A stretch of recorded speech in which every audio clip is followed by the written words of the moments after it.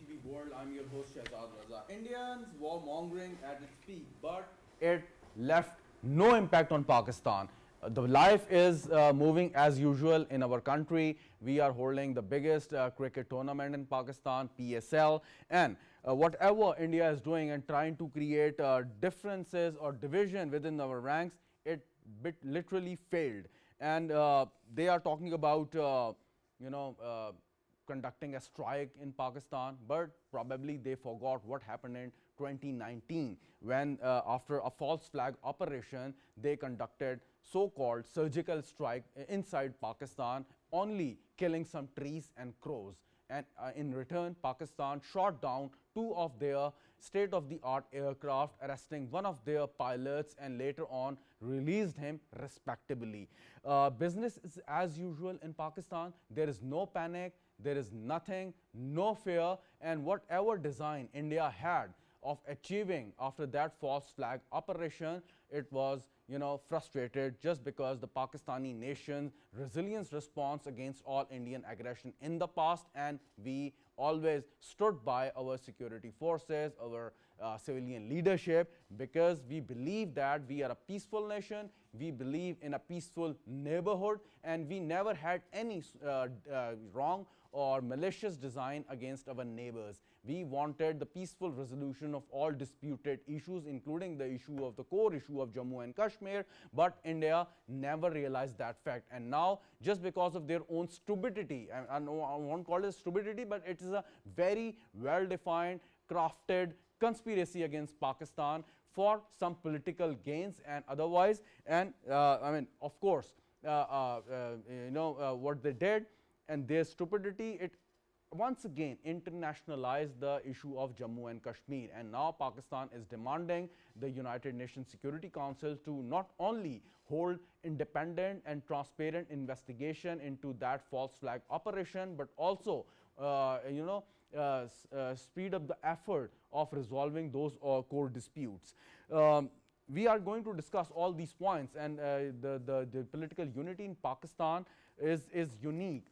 Today, the government briefed the important political parties on its preparedness, its strategy to deal with this imminent crisis, and the world is basically backing Pakistan's stance, because our stance, our response based on the rationale and what are we calling and what are we demanding is independent and honest inquiry. And we offered every sort of help to India. Even we asked and we requested international world capitals to intervene and act as the mediator, a third party, and ascertain whether we are wrong or they are wrong.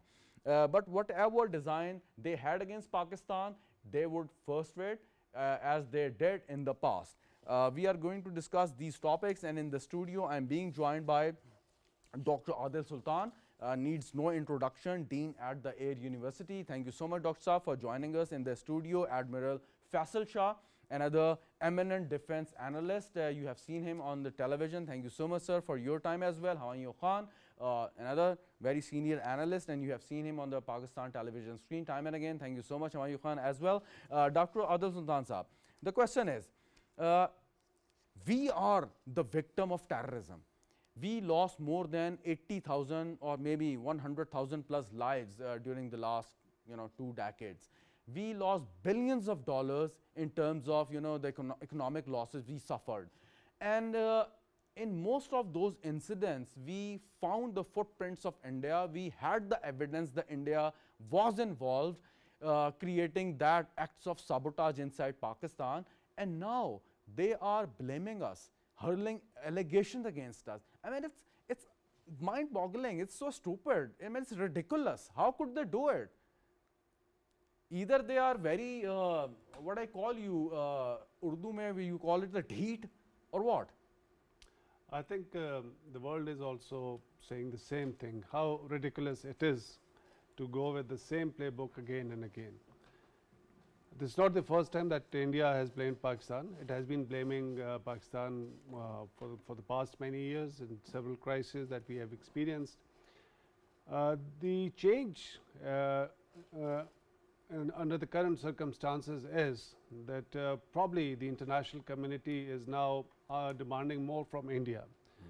That if you have certain proofs, bring it on the table, and we will hold Pakistan responsible, or we will ask Pakistan to do something about it. In the past, what had been happening that the unilaterally, the narrative that was developed by India, the Western allies, the Western countries, or India's friends, they used to just admit and pressurize Pakistan. I think they also understand that there's a limit where they can push Pakistan. And they also understand that asking same questions from Pakistan again and again without any proofs probably is going to backfire. So the major powers also have reduced their influence in this region. We see United States is no more the United States which it was a couple of years back or decade ago. They are also mired in their own internal crisis. They don't want to get embroiled into South Asian crisis again and again. Europe is also in a kind of a turmoil, so they also don't want to actively intervene in India-Pakistan. So India probably misread this, and they did something, and now they are trying to find the escape route, which probably Prime Minister Modi is finding it difficult to get out of that mess that he has created for himself and for his country. No, but even the common sense demands that what kind of benefit Pakistan would get out of, even if there was involvement of Pakistan, hypothetically speaking, what benefit would we get out of that mess? I mean, we ourselves are the victim of terrorism, and creating such an incident or orchestrating such an incident, we would be doing injustice to the cause of the Kashmiri indigenous struggle and the freedom fighters. Those are fighting, they are the Indians, and basically they are the people of the Jammu and Kashmir, illegally occupied Jammu and Kashmir. So we don't have to do anything against India. India is basically going for the suicide mission, or going to implode itself because of the policy they are following for the last 1 decade or so.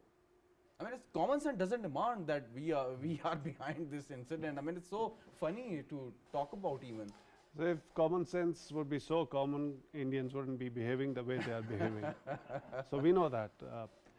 That's why I think the entire international community, at least the major powers who had been dealing with Pakistan, they understand that Pakistan has its own internal problems. We are trying to recover from the economic crisis. It doesn't make any sense. So whatever has happened in India, probably it's something indigenous. After revoking of Article 370, there's instability in Indian illegally occupied Kashmir. India wants to project to rest of the world that all is well in Kashmir, which is not true. And this incident itself speaks of that.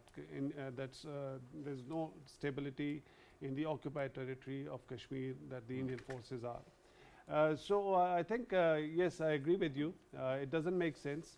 And it doesn't make sense for the Indians to behave in this way, but they have not acted irrationally for the first time. During the previous crisis, we have seen, because of the domestic pressures, domestic politics, their leadership, most of the times, they got themselves trapped into a situation. Of course. And then they always find a escape route, and Pakistan had been used as a kind of a excuse. Exactly, point taken. Admiral Faisal Shah, we are dealing with a very cunning neighbor or a cunning rival. As Dr. Saab was mentioning, that in the past, India orchestrated such events and tried to make the political gains, especially the BJP, the incident of Balakot or Pathankot. Even Indian opposition right now, they are raising question that why Narendra Modi had the audacity of asking for the votes when Bihar elections are right around the corner, and now they are using the dead bodies and body bags and the dead bodies of the innocent civilians who lost their lives in this false flag operation conducted by the Indian intelligence agencies and their security forces. So it's mind-boggling. How could a politician, no matter he belongs to India or any other country in the world, could stoop to that level? I would not call them cunning. I think they are insane. And you're right that it's out of, imagination, that how can they play on the dead bodies of their own people. But you must understand that the BJP or RSS, their survival thrives on entire Pakistan and entire Muslim Asia. So whenever they are in some trouble or whenever they are up to some gains or achievements, political objectives, they always resort to such cheap tactics. And this time again, they have actually repeated the same old rant and drama that they have conducted before also. What is the difference between 2019 and 2025? Is the one major difference because of which the international opinion has not been shaped in favor of India is that India has been trying to blame Pakistan for supporting terrorism. But India has been found by different countries involved in overseas terrorism. So that stigma is with them. Take Canada, for example. Canada, America, Australia. Of course. They all objected to Indian involvement in their countries with respect to the Sikh leadership. So they have this stigma on them. Then another pressure is that the space for them in Afghanistan against Pakistan is constricting. Because of Pakistan's very comprehensive policy towards Afghanistan, now their space is constricting, and that's a challenge for them. Then in the tussle between US and China, India sees for itself a very prominent role, which it is not getting as they wished. So that is also one of the challenges that they are facing. Then Pakistan's economy is a thorn in their heart. I mean, our economy has been put on right track now, and it's going to give us benefits in few months and years to come. So they want to they just want to hurt us economically. So that's why they are talking of stoppage of water. So if nothing else can be done to hurt our economy, let's do it through the Don't you think water. when a few years or months back there was a tension at the line of actual control between India and China, Pakistan acted as a responsible neighbor, no matter what differences we were having and is still having with the India. But still we acted as a responsible neighbor and led India to deal with its own crisis with China. Yes. So, I mean, we always acted as a responsible nation, but on the other hand, what we get is something, unacceptable and unbelievable. Very forthcoming and responsible. You take, for example, Shimla Accord. We have always been referring to Shimla Accord for our bilateral resolution of conflicts. What India has been doing. When we asked for third-party mediation, India said no, it was not included in Shimla Accord, so we should not resort to it. Okay, but when we asked for bilateral talks, they also escaped that. So they have been twisting things in their own favor. It's not because of any situation or environment. I think it's because of what we call in Urdu is niyat. There's some problem with that.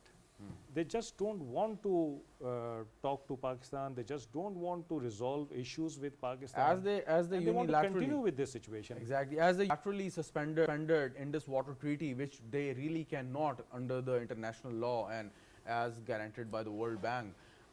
You think that Pakistan should revoke Shimla Agreement? I mean, and just forget about resolving all these matters bilaterally and press the international fora to intervene and fulfill their commitments they made many decades ago? I think because of Indian behavior, it's already dormant. I mean, nothing is we are getting out of Shimla Accord. It's already dormant. So let's, first of all, we need to pressure India to talk to us, to come to the table and talk to us on different matters. Very right. How Khan Saab? India is demanding Pakistan to answer whatever happened in their own territory, a few days back or many years back. But on the other hand, we had a live example of Indian involvement in Pakistan. Read Kulbhushan Yadav. The thing is, don't you think that it's India which need to answer all these critical questions, what exactly it was and it's still doing in Pakistan, in Balochistan, in Khyber Pakhtunkhwa and rest of the country, having its agents in the country, sleeper cells and using the proxies to trying to destabilize or even destroy Pakistan. So it's basically Indians which need to answer. I think Shahzad, it's a very interesting question in a way.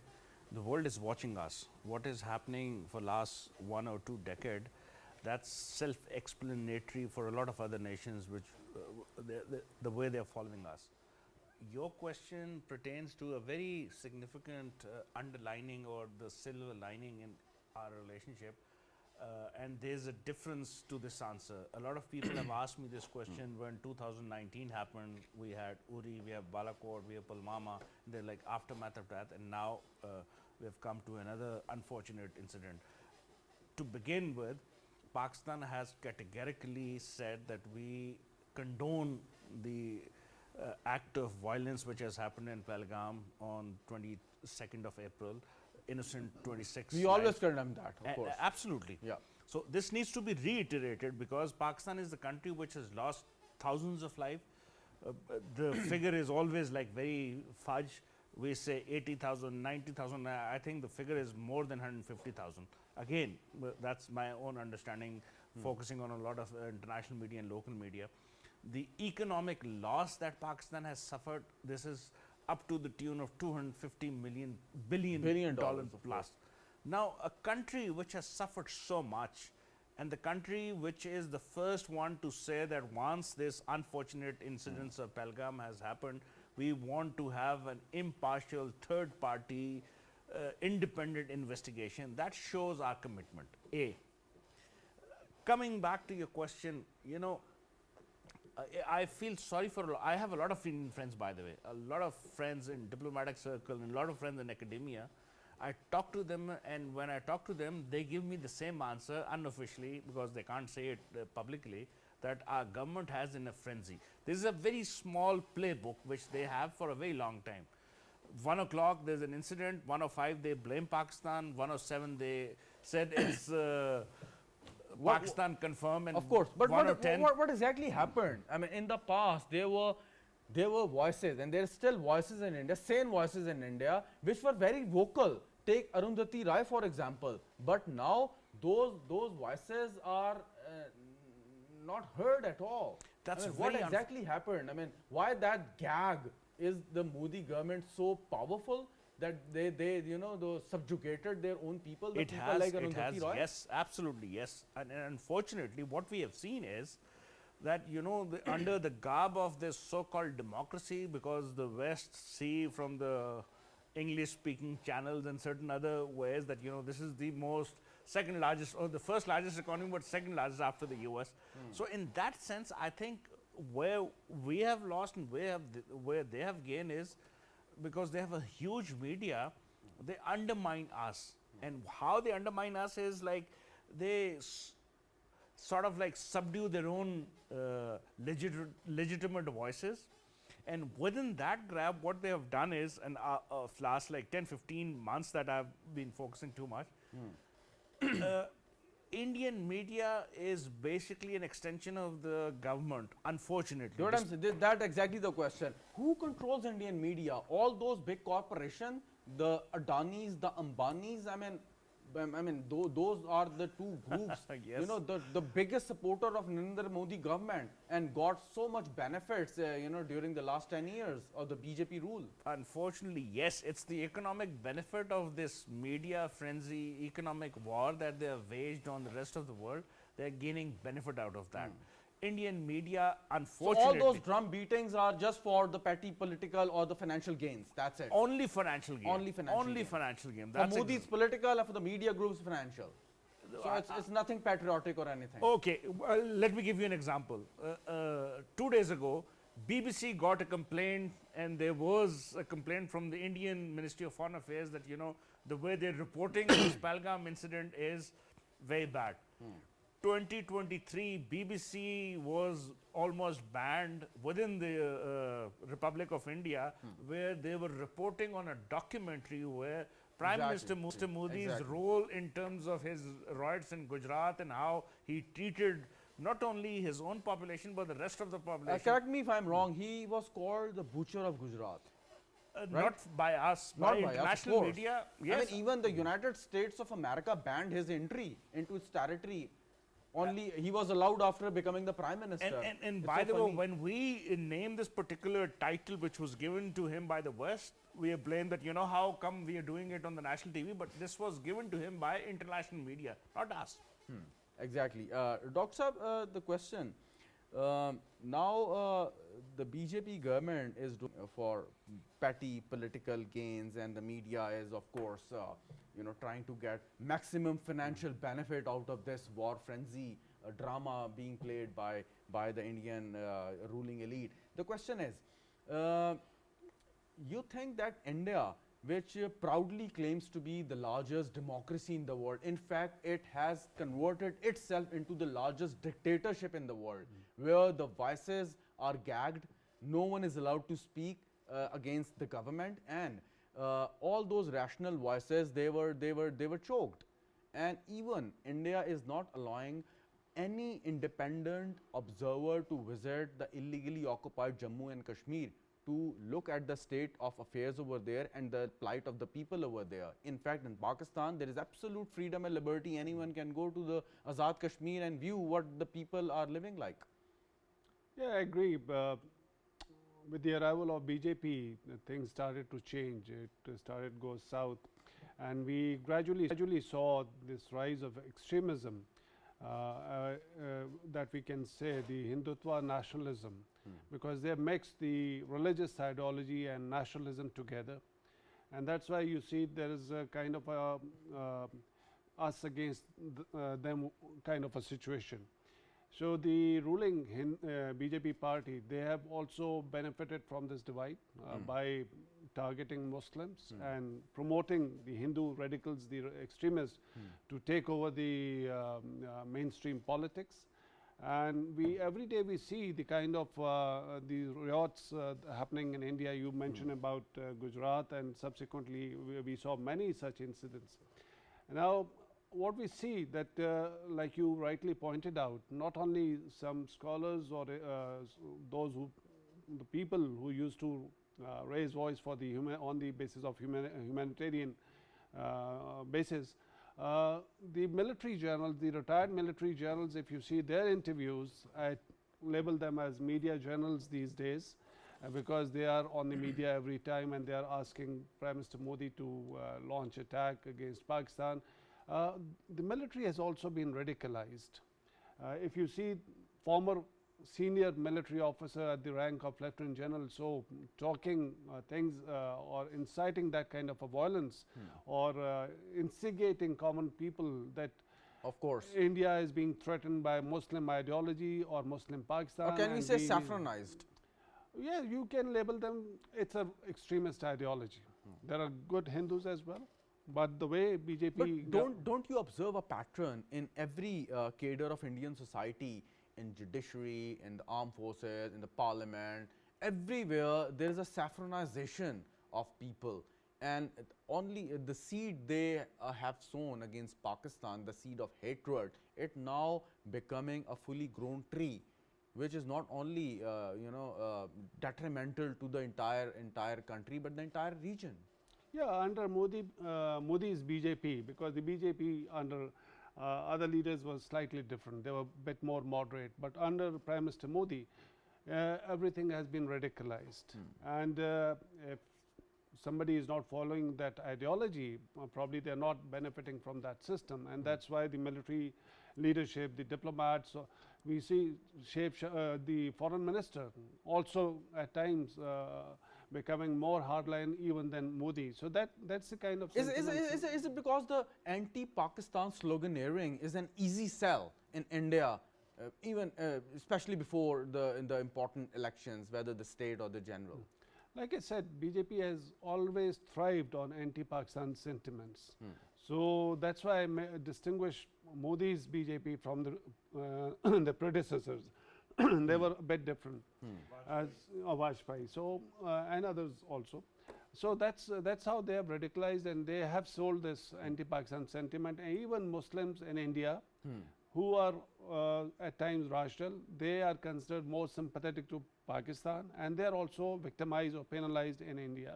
So I think that's a divide that Modi himself created, or his group of hardliners in the BJP. There are several others as well. Yeah. I'm happy that you raised that specific point, Admiral Faisal. Congress and Rashtriya Janata Dal, basically they questioned Narendra Modi of his tactics and strategy. I mean, of course, they are not questioning whether the Indian government orchestrated that false flag operation, but they are questioning the Indian government of trying to play with the sentiment of the people, trying to sell the dead bodies to gain some political mileage in upcoming Bihar elections. So how they can just ignore the millions of people in India represented by the Congress and Rashtriya Janata Dal? I think there is great deal of suppression going on in India in every field. Whosoever is against the mainstream BJP party, I think he is suppressed. You see, off and on we see news and videos and on social media also, and text also about somebody, a mob lynching a person because he just talked in favor of Muslims or in favor of Congress or against BJP, things like that. On my personal account, I can tell you that for the last 1.5 years, I have been interacting in international workshops and seminars with interlocutors from that side also, and it was very disappointing to find them very suppressed and unable to say positive things, because they accepted that the political environment in India does not allow them to even think positive about Pakistan. Okay.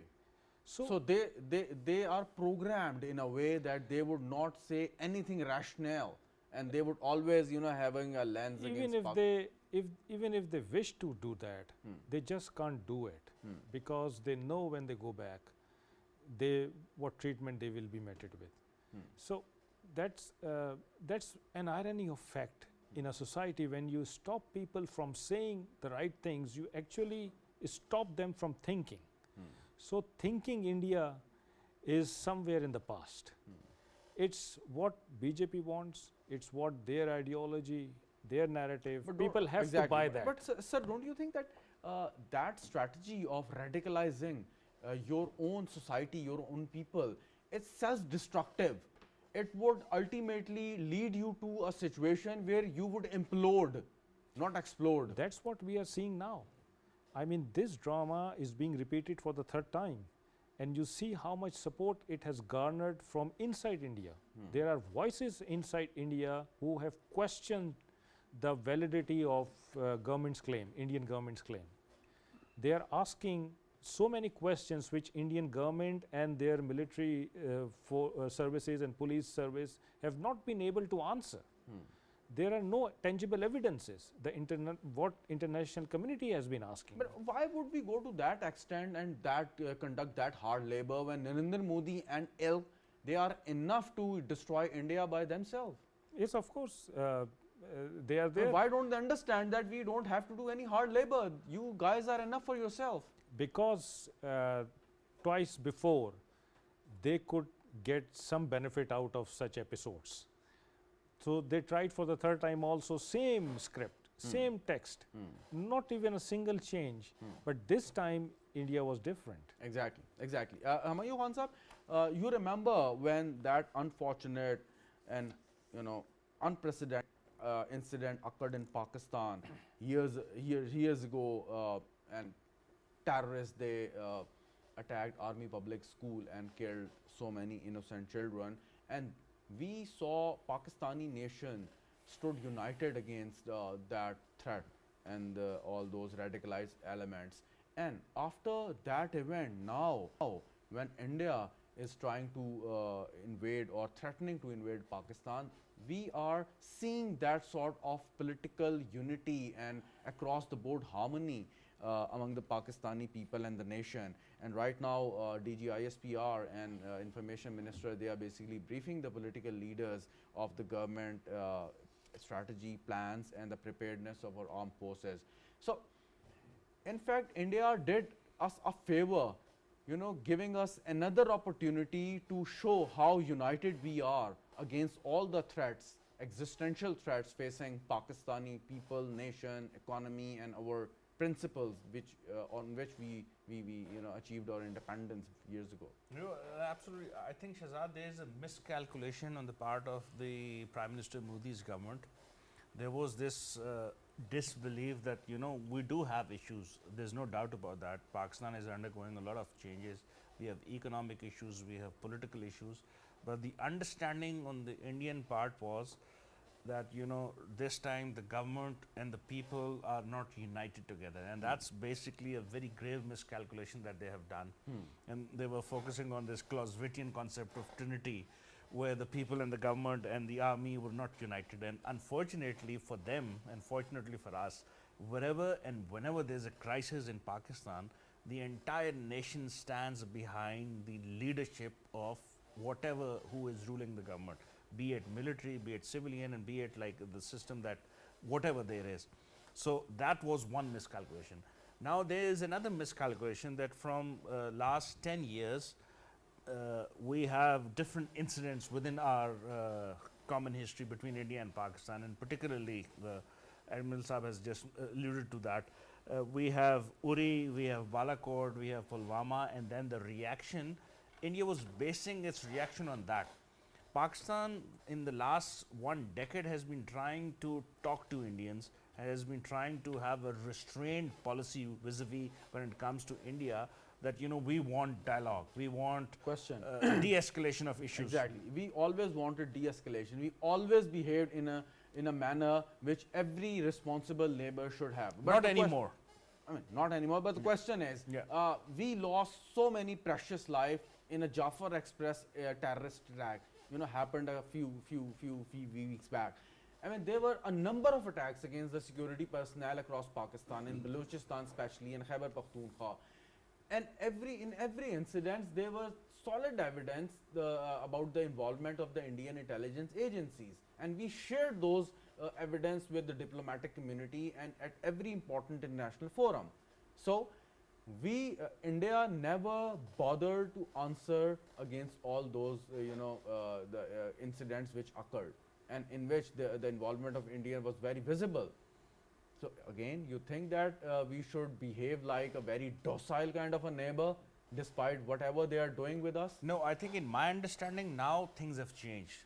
Unfortunately, why things were not changed years ago? No, because Pakistan was trying to lure in our neighbor. We were losing lives after lives, and we were like silent, and now India is blaming us. And I think all of a sudden we woke up and then saying that. No. I think there was a policy of restraint for a very long time. We were trying to give leverage to our neighbors in terms of saying that we want dialogue, we want to amicably resolve this issue. Right now, why I think things have changed, because there is a different mood in our military, security, political establishment, where we think enough is enough, in my opinion. And I could be wrong, but I think this is... It's very interesting to listen to you. The liberal people like you now understand that we should not, believe or trust India anymore. I think we have given them enough time. Enough given time. them So enough is enough. In a way, yes. Unfortunately, Doctor, enough is enough. Yes, if war is imposed, if your adversary is hell-bent on testing our resolve, definitely they will get a response. And this response, I agree, the sentiments are quite different. But at the same time, we also need to understand that even during the current crisis, where we don't see international communities siding with India as they used to in the previous crisis, Pakistan has still kept the options open. And we have not reciprocated what Indian diplomatic actions were, like the Simla agreement we mentioned earlier. We said we hold the right to, the right to keep this Simla agreement in abeyance. We didn't say that we are going to terminate. And one reason could be that I understand is that Russia had played a pivotal role once the Simla agreement was being negotiated. Tell me between one thing, India sir. and Sorry, Pakistan. sorry to cut you. Sorry to cut you. I beg your pardon. But tell me one thing. 9/11 occurred.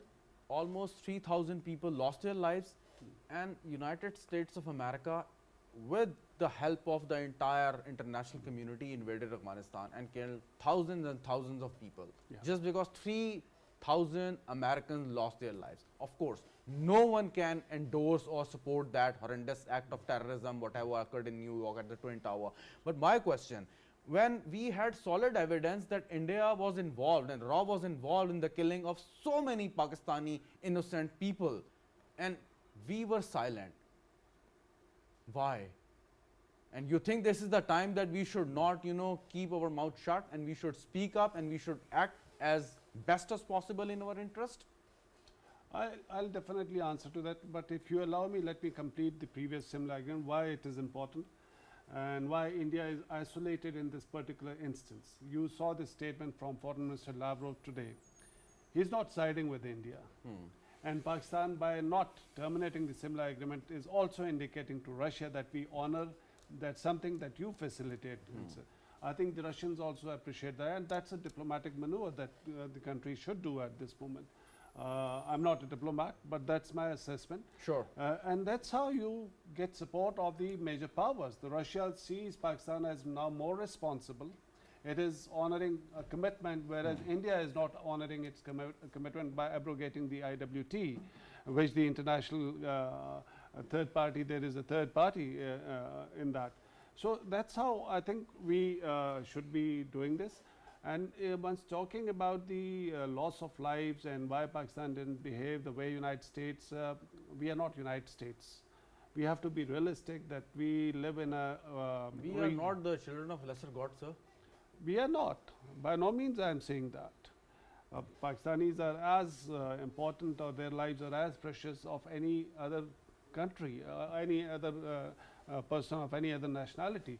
I'm not saying, I'm not making a comparison, but United States behaved, it could afford to. It was a superpower at that time, no more, because now there are other major power centers. So they did something which was very radical, very extreme, and they killed thousands of people the way they, and it is not the first time that United States has been doing this. Past history, if you see the entire US history, they have been waging wars, they have been destroying countries, they have been removing the governments of other countries. So that's their culture. That's how they have survived as a major superpower. Sure, sure. So that's why I was saying, Okay. you okay. can't just start behaving like United States, and you don't want to, because you All right, are a all right. responsible country. But yeah. don't you think, historically speaking, Admiral Slav, lastly, that India and so especially the BJP leadership, they're suffering from extreme inferiority complex. And I don't know if they read the history correctly, but what we read that India always ruled by the invaders coming from the Central Asia, Afghanistan, and most of them were Muslims. So that inferiority complex is so complex within themselves that now they are trying to get out of it by behaving like this. That now we are kind of a sole superpower in the South Asian region, and we had the right and the liberty to please that region, which is not possible. Of course, the reality changed long time back. But the question is that inferiority complex is basically creating trouble not only for the Indian government, administration, the people, but the entire region. I think they have been given this feel by some other people like US. US does not want to get involved with China directly, but it wants some proxy which could compete with China, which US should pump in resources with, and it should stand against China. So India is most suitable in that equation. So they have been given this feel by the US that you are the champion of this region, and you can take on China, and you can look after each and everything. I give you one small example, that the notion of net security provider that has been given to India, and India has been playing it up in Indian Ocean. that we would be net security provider and we would be looking after Indian Ocean, and this is not Indian Ocean, this is India's ocean and things like that. What happened? In February, Pakistan conducted a very grand exercise, Aman, and there was Aman dialogue, and people from 60 countries participated in that. All of them unanimously said that no single country can take on the challenges in Indian Ocean, and we all have to join hands to do it. So the notion of net security provider there was challenged. And India's mental ascendancy in this equation was badly hurt. So you are right that they have been given this field, but they have not been able to come up to the expectations of themselves and of others. And now they're doing is to hide their own embarrassment, what we feel at the moment. Don't you think They're that? trying to prove themselves in one way or the other. They had, But in the process, they're embarrassing themselves. of course, they had skirmishes with China. What happened there? They had skirmishes with Pakistan in 2019, 2016, and now again and they are. even they don't have a good relation with Bangladesh. Yes. I mean, yes. there are reports that there is some tension at the border, you know, between Bangladesh and India. Lastly, before I take a break, Humayun Saab, the thing is, the kind of response India was expecting from the United States of America in its favor, it never arrived. Why it did not arrive?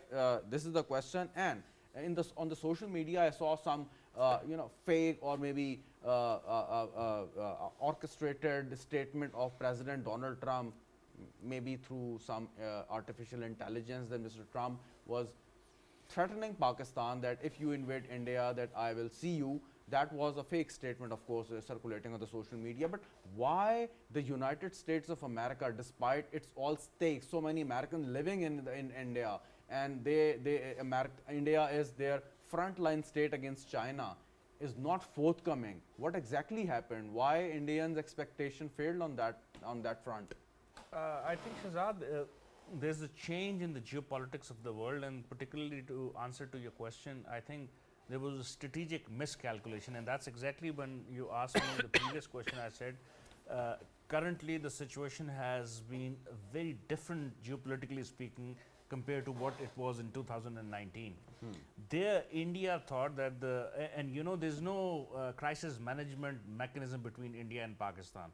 There are a lot of areas where we share different issues, we have different things, but in terms of crisis management, the only crisis management exists is like we expect a third party intervention, and most of the time it's the United States of America, and that has happened in the past. And this time you alluded to that. Donald Trump, when somebody asked him a question what about this crisis, he said they have been doing it for 1500 years. He gave us a history lesson, of course.